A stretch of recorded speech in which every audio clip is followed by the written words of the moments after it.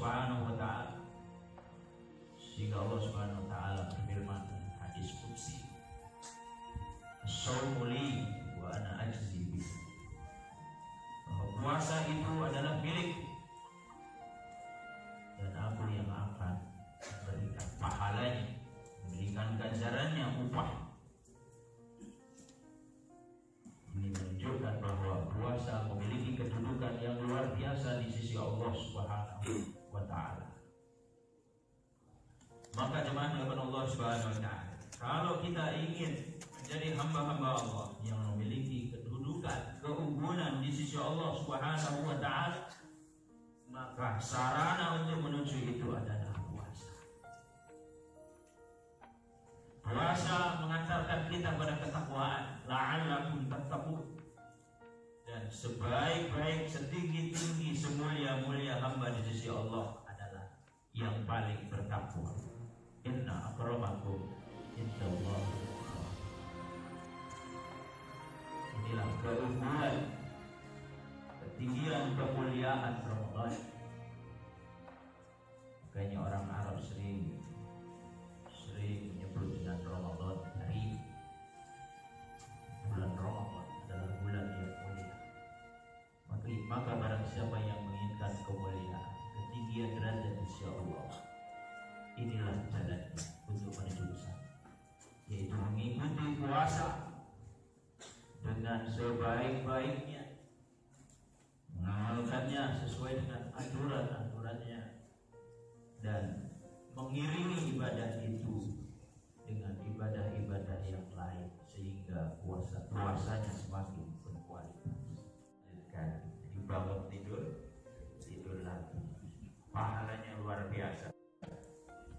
Apalagi tidurnya diniatkan ibadah di dalam bulan suci, tentu pahala tidur dengan pahala membaca Al-Quran jauh beda. Pahala tidur dengan pahala mendengarkan kajian pengajian dengan sungguh-sungguh tentu beda. Sama-sama dapat pahala, tapi nilainya berbeda.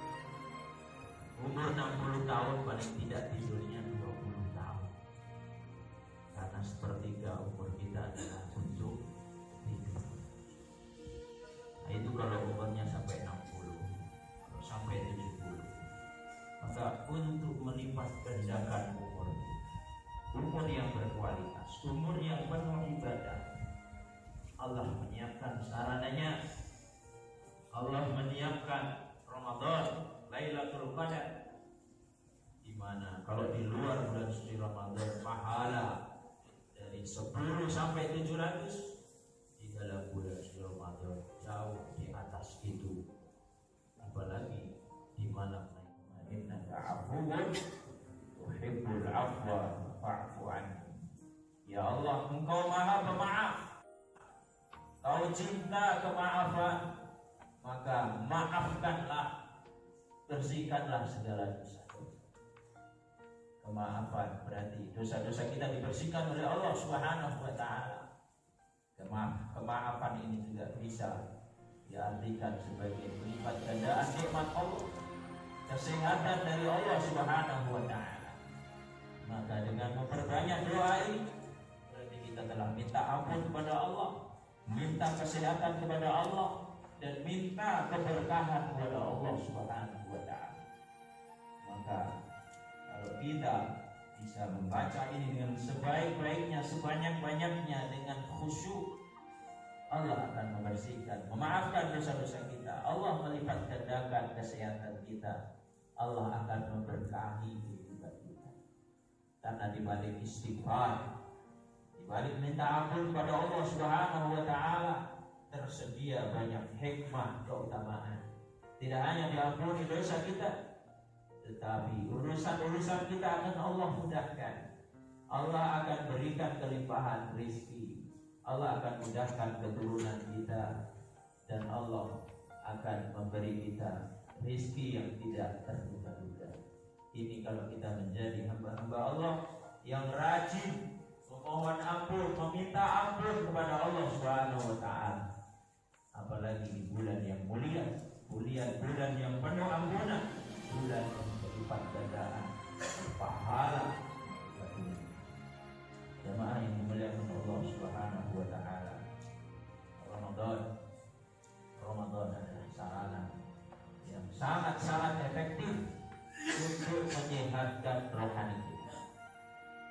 untuk menyehatkan jiwa kita, untuk membugarkan hati kita. Karena sebagaimana sabda Nabi, bugarnya, sehatnya, baiknya hati kita akan berdampak kepada bugarnya, sehatnya, baiknya badan dan jasmani kita. Manakala hati kita bersih, pikiran kita juga bersih, bercahaya. Untuk kemudian tingkah laku kita, keseharian kita akan terbimbing oleh hati yang bersih. Hati ibarat mesin. Kalau mesin sering secara rutin diganti olinya dan dibersihkan, diservis melalui servis di bulan suci Ramadan khususnya, dengan memperbanyak istighfar kepada Allah, maka mesin itu akan terawat, akan menghasilkan tenaga yang baik. Teman yang memuliakan Allah, sebaliknya, kalau hati ini kotor, hati ini sakit, hati ini penuh noda dan dosa, maka dampaknya adalah pikiran ini juga menjadi kotor. Tingkah laku kita juga tidak jauh dari yang kotor. Hati kita lemah, fisik kita juga menjadi lemah. Bulan suci Ramadan, apalagi kita berada di penghujung ini, sarana yang luar biasa yang Allah sediakan untuk kita untuk membersihkan rohani. Diberi pahala oleh Allah. Kita harus berdoa, mudah-mudahan kita dipertemukan dengan Ramadan yang akan datang. Dan kita berdoa di luar Ramadan ini kita juga bisa tetap terus berpuasa, yaitu puasa yang sunnah, sehingga kebahagiaan bagi orang yang puasa terus kita dapatkan. Indahnya sahur, indahnya berbuka bisa kita hadirkan di luar bulan suci Ramadan, yaitu dengan puasa-puasa sunnah. Bukankah Allah menyediakan keberkahan, kebahagiaan ketika kita berbuka? Ada kepuasan di sana, ada kesehatan di sana, baik secara jasmani dan rohani. Jemaah yang dimuliakan Allah Subhanahu wa taala, inilah yang harus terus kita saling mengingatkan bahwa untuk membersihkan rohani ini, selain dengan sholat, dengan zakat, ada yang namanya puasa. Puasa yang bagaimana? Puasa Ramadan yang kemudian terus disambung dengan puasa-puasa sunnah. Ada kebersihan jiwa. Tatkala kita memiliki, mampu menghadirkan jiwa yang bersih, insya Allah masyarakat kita juga akan bersih, akan sehat, jauh dari pertikaian, prasangka buruk, permusuhan, emosi. Semua bisa ditekan, bisa dikendalikan kalau umat manusia ini, umat muslim ini mampu membiasakan, melanjutkan kebiasaan berpuasa, yaitu dengan berpuasa sunnah setelah di bulan suci Ramadan. Kita berdoa kepada Allah Subhanahu wa taala, mudah-mudahan pasca Ramadan kita tetap bisa menunaikan perintah Allah berpuasa, walaupun itu sunnah. Karena di balik puasa itu ada pembersihan jiwa. Tentu kita semua ingin menghadap Allah dengan selamat, dengan aman. Inilah rahasia jemaah yang dimuliakan Allah. Kenapa Nabi katakan bagi orang yang berpuasa itu mendapatkan buah kebahagiaan. Disyairi farhatan. Kebahagiaan di saat berbuka puasa. Yang kedua adalah kebahagiaan di saat bertemu dengan Allah Subhanahu wa taala. Kenapa kita bahagia? Karena kita rajin berpuasa, dan puasa itu membersihkan rohani kita, menyehatkan rohani kita. Dan kemudian hati-hati yang bersih inilah, hati-hati yang selamat inilah yang kemudian akan menghadap Allah dengan tenang. Yauma la yanfa'u malu wala banun. Kelak di akhirat ketika kita menghadap Allah tidak berguna lagi harta-harta dan anak-anak, illa man atallaha biqalbin salim, kecuali mereka yang menghadap Allah dengan hati yang bersih, hati yang senantiasa dibersihkan dengan apa? Ibadah-ibadah. Salah satu pembersih yang paling utama adalah merutinkan, membiasakan puasa.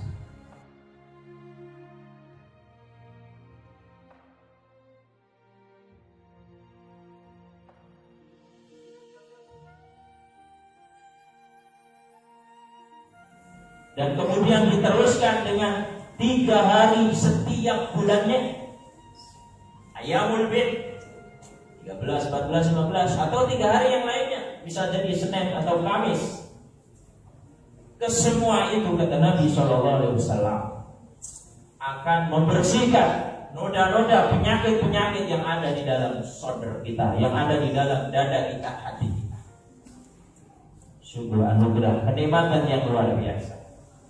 Karenanya jemaah dimuliakan Allah, selepas bulan suci Ramadan, kita yang sudah terlatih dengan puasa ini, jangan berhenti. Jangan berhenti. Mari kita lanjutkan puasa itu. Di sana puasa-puasa sunnah menunggu kita. Kebersihan hati kita akan terus terjaga manakala kita terus lanjutkan upaya pembersihan itu, yaitu dengan melanjutkan puasa-puasa sunnah yang ada di bulan-bulan yang akan datang. Jemaah yang dimuliakan Allah, puasa berarti sebuah keharusan bagi kita. Kalau kita menginginkan rohani yang bersih, kalau kita menginginkan kesehatan jiwa, tidak berhenti di bulan suci Ramadan, tetapi Allah Subhanahu wa Ta'ala juga menyediakan pembersihan itu di luar bulan suci Ramadan. Ini rahasia kenapa dalam Islam begitu banyak jumlah puasa yang diperintahkan. Yang wajib saja sebulan penuh, yang sunnah, Masya Allah kalau kita hitung, ada Senin, Kamis, dan Pekan, berarti sebulan 8 kali kurang lebih.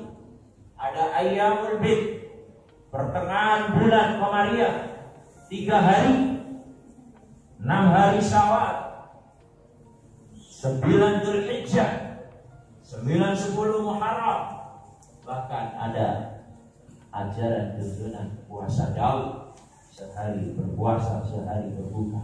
Kalau ini kita coba, sungguh perintah puasa sangat banyak sekali. Apa hikmah, apa keutamaan di balik itu? Sebagaimana sabdakan Nabi tadi, dengan berpuasa kita akan menjadi hamba-hamba Allah yang unggul. Dengan berpuasa kita akan terus bisa menstabilkan rohani kita, mengontrol rohani kita, membersihkan rohani kita. Jemaah yang dimuliakan Allah Subhanahu wa Ta'ala, jangan sampai kemudian yang sunnah-sunnah ini kemudian kita tinggalkan begitu saja. Di balik setiap perintah Allah, yang wajib ataupun yang sunnah, di sana pasti ada kebaikan-kebaikan. Ini yang harus menjadi keyakinan kita. Ada kebaikan yang luar biasa di balik ibadah puasa.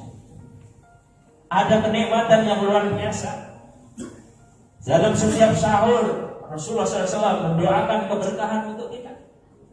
Kalau kita mau menunaikan sahur, dalam setiap buka kita, di sana ada kegembiraan, kebahagiaan.